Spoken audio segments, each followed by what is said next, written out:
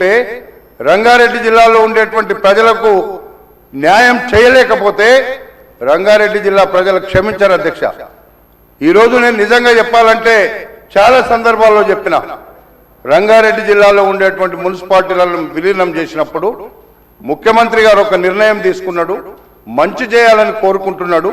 మంచి చేయాలి అని అనుకున్నప్పుడు కొంత మనము అధికారులను పెట్టి చూపిస్తున్నప్పుడు అక్కడ ఉండే ప్రజల అభిప్రాయాలను కూడా తెలుసుకోవాల్సినటువంటి అవసరం ఉండే అధ్యక్ష. ఈరోజు క్లియర్గా 300 వార్డ్స్ గ్రేటర్ హైదరాబాద్ అన్నారు అధ్యక్ష. గ్రేటర్ హైదరాబాద్లో ఉండేటువంటి 300 వార్డులను 12 జోన్లుగా చేసిండ్రు అధ్యక్ష. 60 సర్కిల్గా చేసిండ్రు. ఏ వార్డు ఎంతుందో, ఏ వార్డులో ఎన్ని ఓట్లు ఉన్నాయో, ఏ వార్డులో ఎంత పాపులేషన్ ఉందో కూడా చూడకుండా ఒక వార్డులో 15,000 ఉంటే ఒక వార్డులో 60,000 ఉన్నాయి, ఒక వార్డులో 40,000 ఉంటే ఒక వార్డులో 20,000 ఉన్నాయి. అది సక్రమంగా జరగలేదు.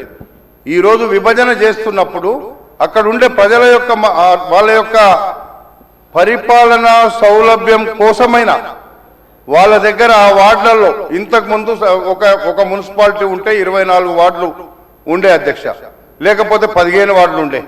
ఆ 24 వార్డులు 15 వార్డులలో వార్డు వైజ్గా ప్రజలతోని ఆ లోకల్గా ఉండేటువంటి వాళ్ళతో నన్ను సంప్రదించి ఏ వార్డు ఎక్కడ ఉండాలి, మనం తుర్కయంజాల్ మున్సిపాలిటీ ఉంది అధ్యక్ష, ఎగ్జాంపుల్ చెప్తున్నాం మీకు.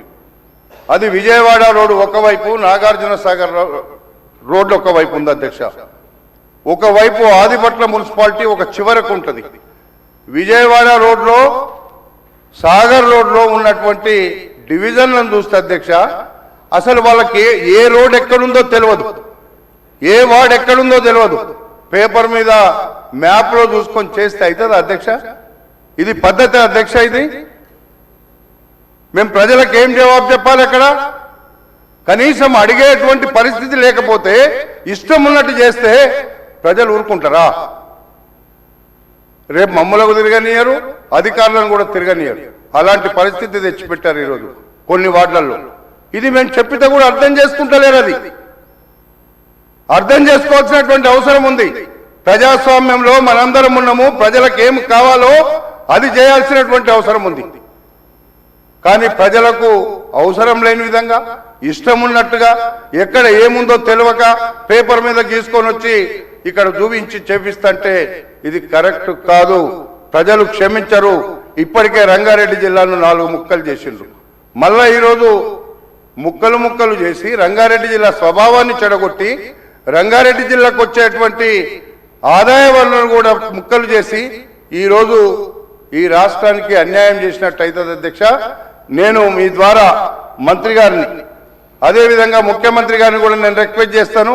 ఎందుకంటే ఇది చేసిందంతా తప్పుల తడకగా ఉంది. ఈ తప్పుల తడకను సరిచేసి గ్రేటర్ హైదరాబాద్లో రంగారెడ్డి జిల్లా స్వభావం చెడిపోకుండా హైదరాబాద్ ఒకవైపు, రంగారెడ్డి జిల్లా ఒకవైపు ఉండేటట్టుగా ఈ మున్సిపాలిటీలను చేయాల్సినటువంటి అవసరం ఉంది తప్ప 27 మున్సిపాలిటీలను చెడగొట్టి ఇప్పటికే అక్కడ ఉండేటువంటి ప్రజలు మమ్మల్ని క్వశ్చన్ చేస్తున్నారు అధ్యక్ష. అసలు మీరు ఏం అడుగుతున్నారు, ఏం చేస్తున్నారు అనేటువంటి మాట అడిగినప్పుడు మేమేం చెప్పలేకపోతున్నాం. రేపు రంగారెడ్డి జిల్లా ప్రజల ముంగట పోలేని పరిస్థితి తెచ్చింది అధ్యక్ష. అందుకే ఈరోజు నేను ఒకటే మీ ద్వారా, మంత్రి గారు ఉన్నారు ఇక్కడ, మంత్రి గారిని అడుగుతున్నా. మీరు రంగారెడ్డి జిల్లా ఇన్ఛార్జ్ మంత్రిగా ఉన్నప్పుడు మాకుండేటువంటి ప్రజలకుండే సమస్య, మా సమస్య పక్కకు పెట్టండి, ప్రజలకుండేటువంటి సమస్యల పరిష్కారం చేయడానికి, ప్రజల యొక్క పాలనా సౌలభ్యం సరిగ్గా ఉండడానికి, అక్కడ ఉండేటువంటి పరిస్థితులను అర్థం చేసుకొని, అక్కడ ఉండేటువంటి ప్రజల యొక్క మనోభావాలను తెలుసుకొని వాళ్ళ అవసరాలను తెచ్చుకొని చేస్తే బాగుంటుంది తప్ప ఈరోజు మనము 12 జోన్లు చేసినాం, 60 సర్కిల్ చేసినామంటే ఏ సర్కిల్ ఎక్కడుందో కూడా ఎవరికి తెలియదు. ఈరోజు 60 సర్కిళ్లు చేసినప్పుడు 27 మున్సిపాలిటీలను, 20 మున్సిపాలిటీలు, 7 మున్సిపల్ కార్పొరేషన్లను మనం ఈరోజు గ్రేటర్ హైదరాబాద్లో కలిపినాం. ఓకే, అది మంచి ఆలోచనతో కలిపితే మాకు బాధ లేదు.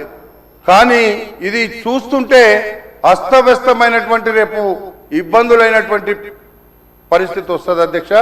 అందుకే పూర్తిగా ఈ రోజు పెట్టినటువంటి ఈ బిల్లులో ఇది మీరు ఒకసారి మంత్రి గారు మీరు మాట్లాడండి, ముఖ్యమంత్రి గారితోని మాట్లాడి మాకుండేటువంటి రంగారెడ్డి జిల్లా స్వభావం, రంగారెడ్డి జిల్లా యొక్క అస్తిత్వాన్ని అది చెడగొట్టకుండా రంగారెడ్డి జిల్లాలో ఉండేటువంటి ఈ 27 మున్సిపాలిటీలకు సంబంధించి మీరు వార్డులను సర్కిళ్లను సరిచేసి రేపు రాబోయేటువంటి మీరు ఏదైతే 3 కార్పొరేషన్లు చేయాలనుకుంటున్నారో హైదరాబాద్ సర్కిల్ను సపరేట్ చేసైనా రంగారెడ్డి జిల్లా సర్కిల్ను ఒక దగ్గర పెట్టాల్సినటువంటి అవసరం ఉంది. లేకపోతే ఈరోజు మేము గతంలో రాజశేఖర రెడ్డి ముఖ్యమంత్రి గారు ఉన్నప్పుడు నేను కూడా హౌస్లో ఉన్నా. ఆ రోజు చెప్పిన అధ్యక్ష, నేను సైబరాబాద్ అని పెట్టుకున్నప్పుడు ఆ రోజు చంద్రబాబు నాయుడు సైబరాబాద్ అని పెట్టినప్పుడు నేను అది రంగారెడ్డి జిల్లా స్వభావం మొత్తం పోతుంది, మీరు పెట్టుమని చెప్తే ఆ రోజు చెప్పిండు రాజశేఖర రెడ్డి గారు, మీరు తప్పకుండా